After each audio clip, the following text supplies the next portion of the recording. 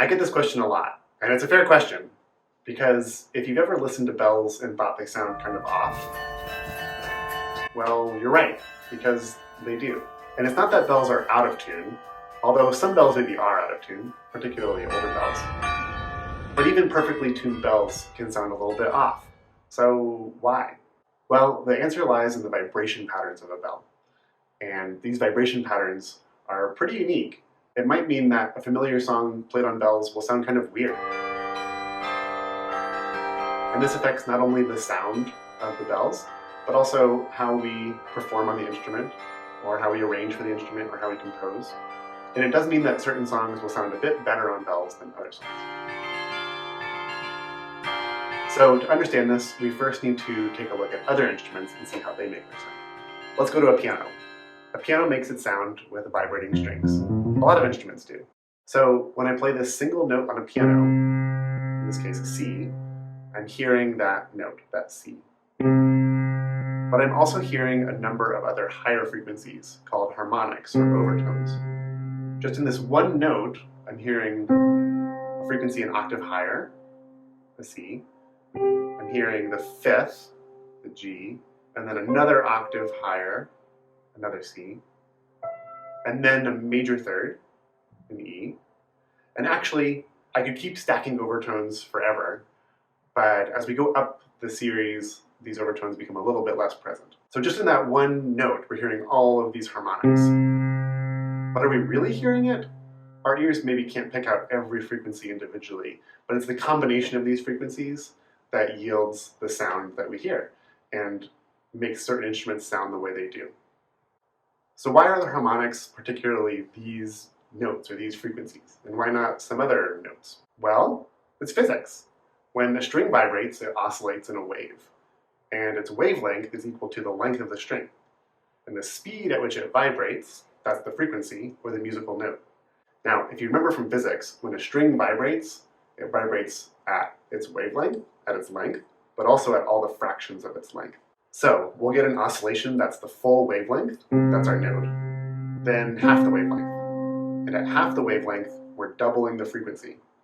Doubling frequency in music means we're going up an octave. So that's how we get that first harmonic. Then the next fraction of the wavelength, that's a third. And that fraction corresponds to the second harmonic, which is the G, the fifth above that octave. And we could go on forever. Now that series of notes or frequencies is called the Natural Harmonic Series. And it holds true for most things that vibrate, vibrating strings or columns of air. But bells are a fascinating exception. A bell's vibration pattern can't be visualized by a two-dimensional wave. When a bell is struck, the entire bell vibrates, and its vibration pattern is really complex. So we don't hear the Natural Harmonic Series. Instead, we hear an entirely different combination of frequencies. And rather than calling these frequencies harmonics, we call them partials, or partial notes. So the first bell partial is actually an undertone, a full octave lower than the strike tone. So if I play this C on the Carillon, same note I played on the piano, we're also hearing a partial that's a full octave lower than that note. That undertone is called the hum tone. Actually, the hum tone persists much longer than the strike tone. Listen, long after the strike tone has decayed, you can still hear the hum tone.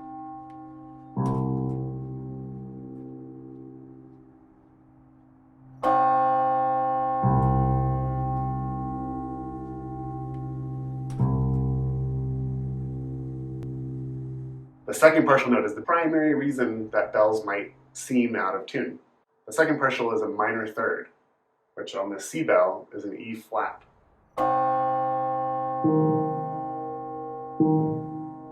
Do you hear it?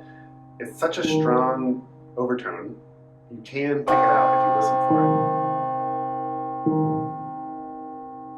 it. After the minor third, we have a fifth, and an octave, and then some higher partials.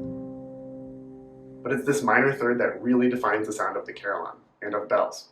So if all the physics and harmonics and frequencies were a bit complicated, just remember that bells are unique because they possess an inherently minor sound. And this has huge implications.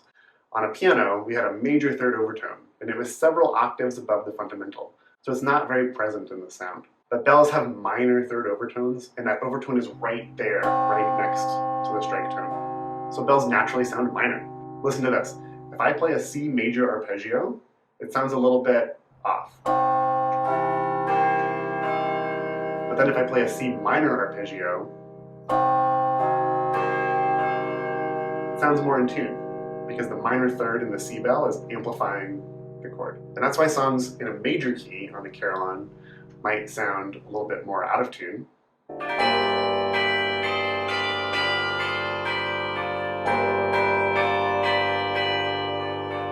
But songs in a minor key will sound more in tune.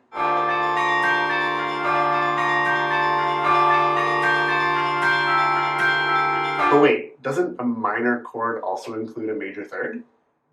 Yes, a minor chord is just a minor third on the bottom and then a major third on top. So what if we only played minor thirds and stacked them on top of each other? What would that sound like? That sound is a diminished chord. It sounds dissonant, yes, unresolved, but on bells, it's perfectly in tune. And there are actually musical scales that fully encompass the diminished chord, and they sound really awesome on Carillon. They're different from major scales and minor scales that you're used to, but that's a topic for a different time. For now, remember that bells are really special and unique because they possess an inherently minor sound. So the next time someone asks you if the bells are out of tune, tell them no, they're perfectly in tune. Their vibration patterns are just really awesome.